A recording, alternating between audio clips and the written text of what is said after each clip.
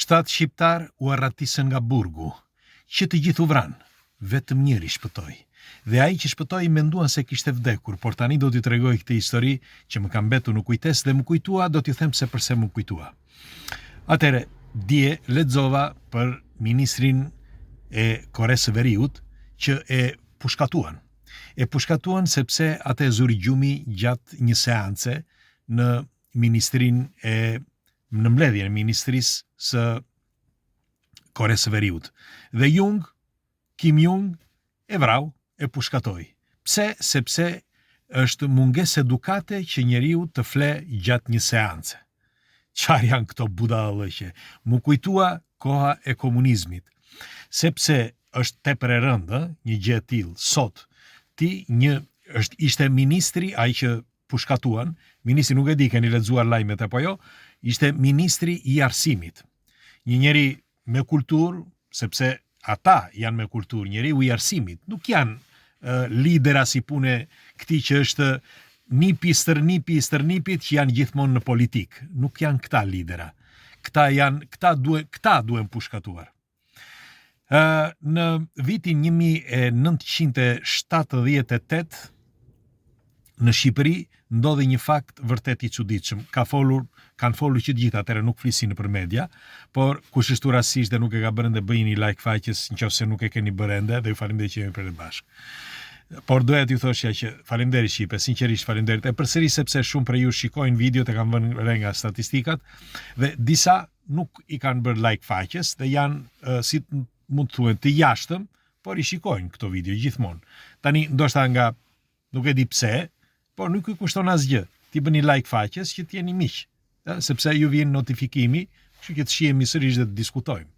Për shembull, në një diskutim të tillë, përveç se kujtojmë ato vitet atëherë, por edhe ka edhe gjëra tepër të rëndësishme brenda saj, shumë të rëndësishme, por do të dim dhe diferencën, të ndajmë diferencën mes dje dhe sot.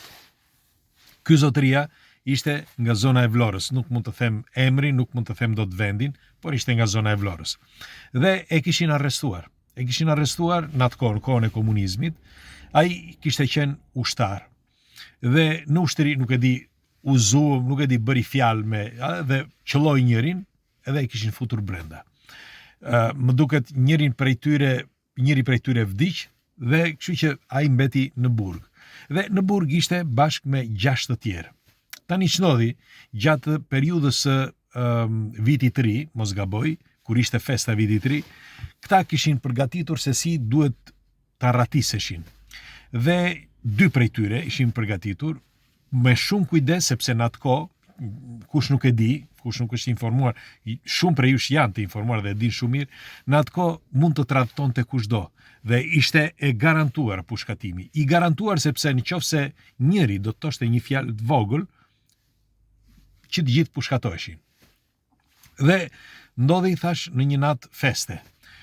Mundën që të dilnin nga burgu, kishin hapur një vrim nën mure dhe me shumë delikates, muaj të tërë, më duket 9 muaj për të bërë këtë vrimën, dhe dolën nga ana tjetër. Dolën nga ana tjetër dhe menjëherë e kuptuan, në kohën e komunizmit, i ushtarët, kush ishin ata, që oficerët, pra që ishin të asaj pike, e kuptuan menjëherë që kishin dezertuar, si thoshin.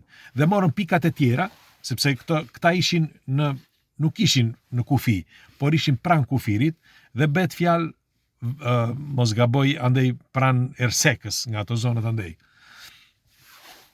Më duket, nuk e mbaj më të mirë. Dhe si përfundim, kur erdhi nata, ishte natë, por kur erdhi nata e dytë, kishin kapur 3 dhe kishin mbetur dhe 4 të tjerë. Ndër këta 4 të tjerë, njëri prej tyre nuk e gjenin. Dhe sepse me kalimin e kohës i gjetën njëri pas tjetrit dhe arritën që t'i kapnin, pra brenda një dite e gjysmë, kur shkuan në kufi, sepse problemi ku ishte? Problemi ishte që mos kalonte askush kufirin, sepse brenda kufirit, nga këtej kufirit, ishte garantuar që do ta kapnin. Mos sot nesër e kapnin, sepse ku do shkonte?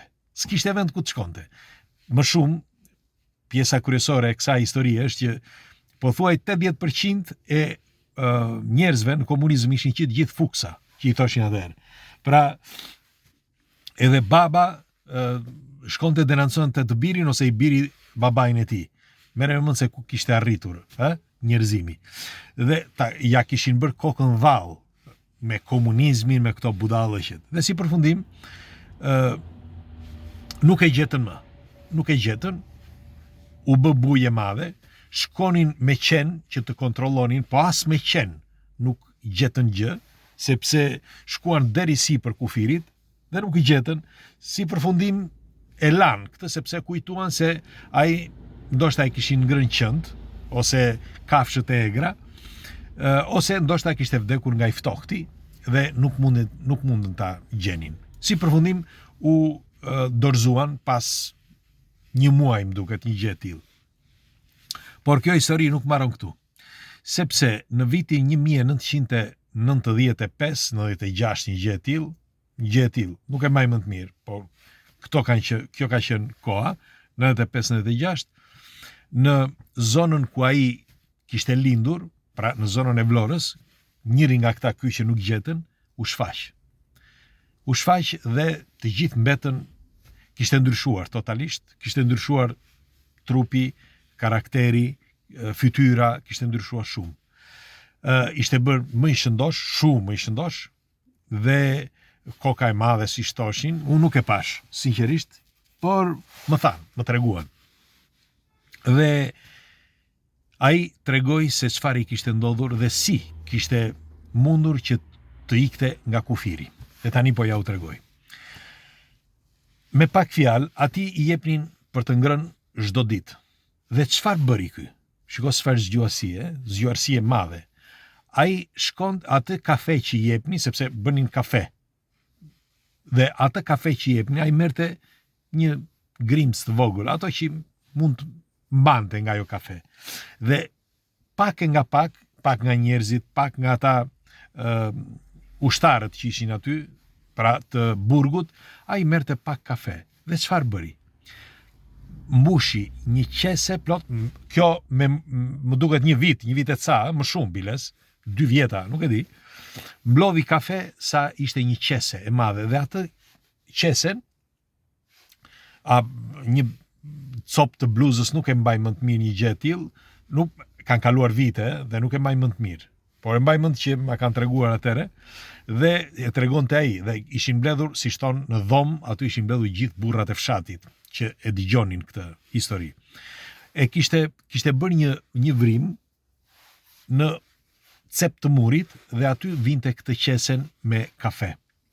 Me fjalë, her pas here vinte, fuste kafen aty, dal nga dal, e fuste në xhep atë copë kafe që jepnin, pra një gjysmë lugë, një lugë kafeje, dhe ai e fuste aty. Dhe pasi erdhi momenti që ndoshta dhe na dëgjon, se mendoj se është ende gjallë.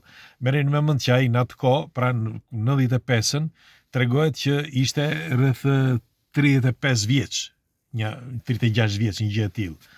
Kështu që 36 vjeç në 95-ën, 2005-ën, 2015, 30 vjet e zëmë, kanë kaluar 30 vjet, kështu që ai është rreth 65-70 vjeç tani, parafërsisht. Dhe po thoshja, jeton në Amerikë, me pak fjalë.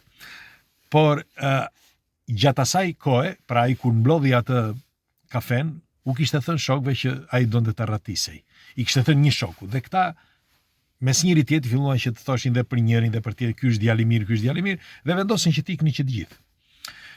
Normal që i bindën të tjerët, sepse kishin frikë se mos ishin fuksa dhe ndoshta tregonin ndonjë gjë dhe mund t'i kapnin.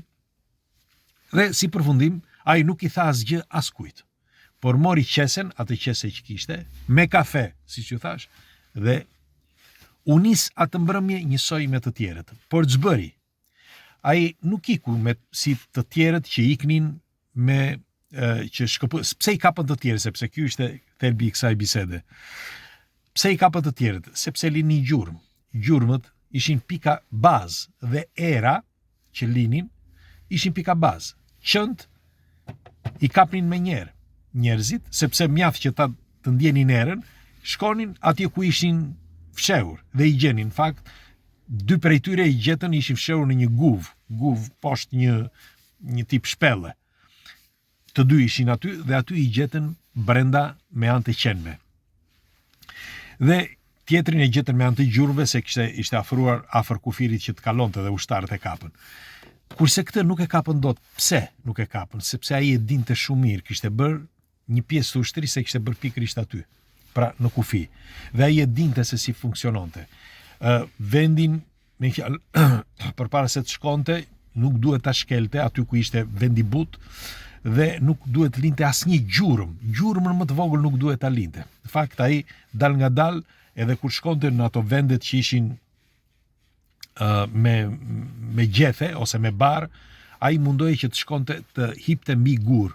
Por ku ishte pjesa tjetër? Pse qend nuk e luhatën? Sepse ai kishte kafen. Ai lyente këmbët her pas here, ecte pak dhe lyente këmbët pjesën poshtë të këmbëve me kafe.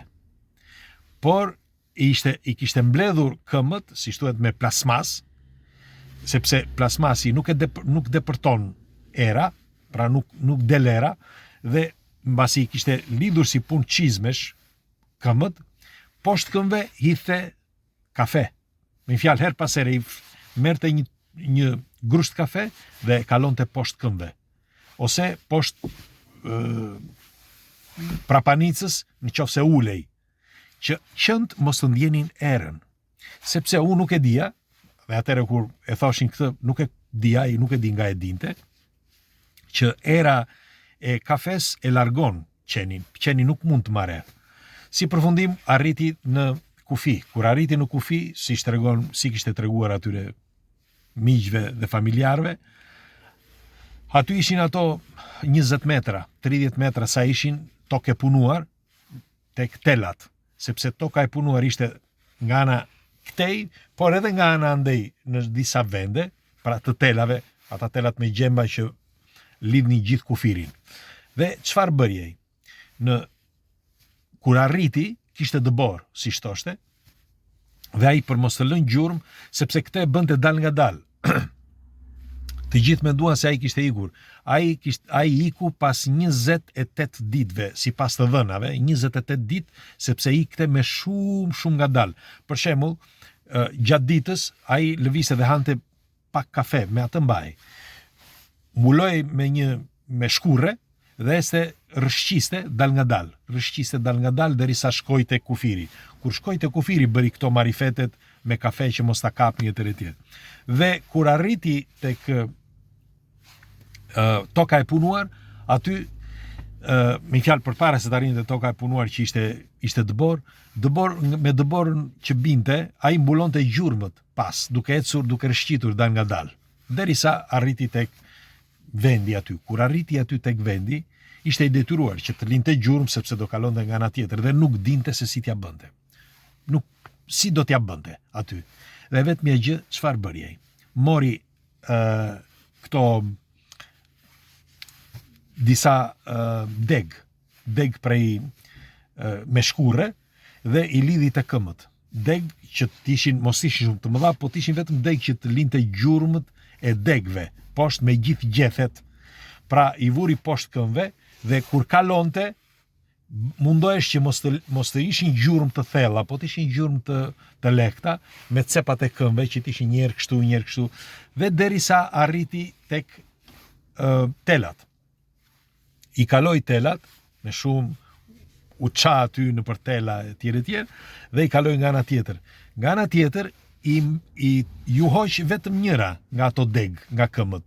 I kishte lidhur ato, normal, degët, dhe kur kaloi nga ana tjetër, njëra nga ato ju hoq dhe la një gjurmë.